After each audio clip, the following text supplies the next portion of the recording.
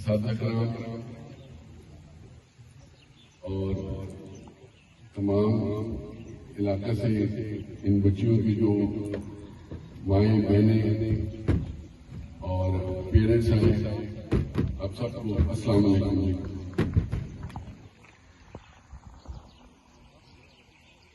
जैसे मुझसे पहले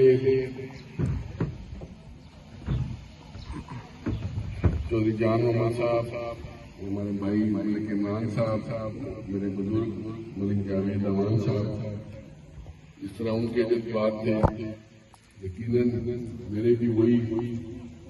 और आज 1 साल के बाद हम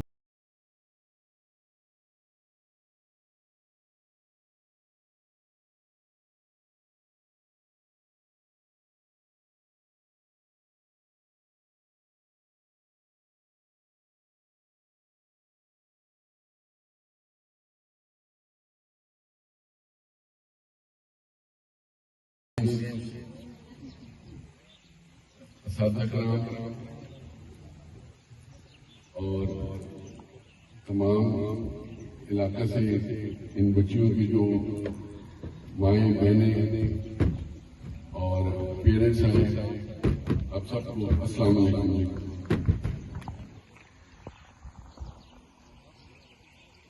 जैसे मुझसे पहले चौधरी जान उमर साहब, हमारे भाई मलिक इमरान साहब, मेरे बुजुर्ग मलिक जावेद अमान साहब, इस तरह उनके जब बात थे, यकीनन मेरे भी वही हुई। और आज 1 साल के बाद हम